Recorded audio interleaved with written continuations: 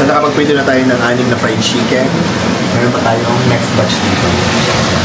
Good morning, Ate Rose. Ano niluluto mo? Longganisa po, tsaka egg. So, egg and longganisa galing Nueva Ecija, galing sa inyo. At saka sinangag na galing sa pinagpituhan ng ano? Ng skinless. Ayun, sarap. Perfect. Ate Rose, pinalabas ko sa yung chicken, ha? Opo, sir. Tapos, makababad na po. Makababad na. Sige, meron tayong bisita mamayang gabi, ha? Magluluto ako ng truffle pasta at saka fried chicken. Okay. Gayahin natin yung fried chicken ni Tia Julie, masarap. Sarap po siya mag-fried chicken. Sarap pa, no? Gayahin natin. Sana ma-achieve natin. Sige po, sir. So, ang imamarinate ko ngayon, kasi medyo madami kami mamaya, is 2 whole chicken. Chinap ko na into 8 pieces per chicken yata yan. So, maglagay tayo ng patis. Yan. Patis. And then, kalamansi. Lagay din tayo ng paminta. And then, maraming bawang. 2 buong bawang nilagay ko. Para garlicky. So, ito na yung ating chicken. I-mix-mix na natin siya. At imamarinate natin to. Andito na ang ating mga artistang friends. Rolly Lasam at saka si Rap. Congratulations sa inyong show. Sa Ryan Kayabyab Singers. Sa kayo nag-show? Sa Cebu! New Star. Sa New Star Hotel, ang bongga. Ano yung dala mo? Ano daw? Ngoyong ata tawag dyan? Ngoyong ba? Ngoyong? Ano to? Frozen? Frozen? Lumpia. Para siyang lumpia. Bagay na bagay sa pasta mo. Ay, tama-tama. Magluluto tayo today ng truffle pasta. Ano to, sausawan? Oo. Tingnan natin. Ay! Ano to? Ay! Oo nga! Ayan, ipiprito natin para siyang lumpia. Ay, ang sarap. Tapos may sausawan. Perfect. Prito natin mamaya. So, masaya tayo magluto ng truffle pasta. Truffle sauce pala muna gagawin ko. Naluto na pala namin ni Ate Rose yung pasta noodles. So, truffle sauce na yung gagawin ko. So, ginisa ko na itong ating chicken breast fillet at saka shiitake mushroom. Yan ang nilalagay ko sa aking truffle pasta. So, ito na yung ating sauce. Naglagay ako dito ng all-purpose cream at saka ng evap. Yan. And kumukulo na yung ating sauce. Lagyan na natin ng truffle salsa. Ito na yung ating truffle sauce. Ayan.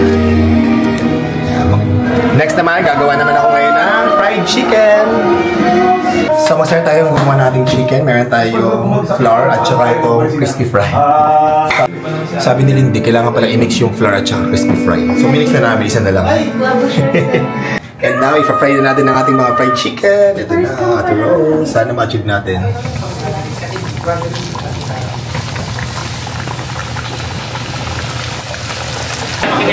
So mag-air fry din tayo nitong dinala ni Rolly at Rap na ngoyong galing tong Cebu.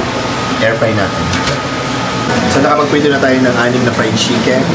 Meron pa tayong next batch dito. Tapos pwede na kami start kumain actually. Tikman daw natin itong ngoyong from Cebu. May sausawan siya o parang chili. Favorite nila din siya dito.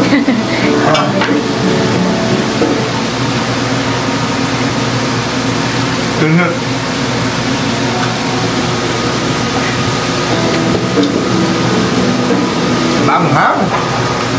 Pero masarap. Hindi ko naamangan eh. It's actually para siyang spring roll na meron sa loob buko, no?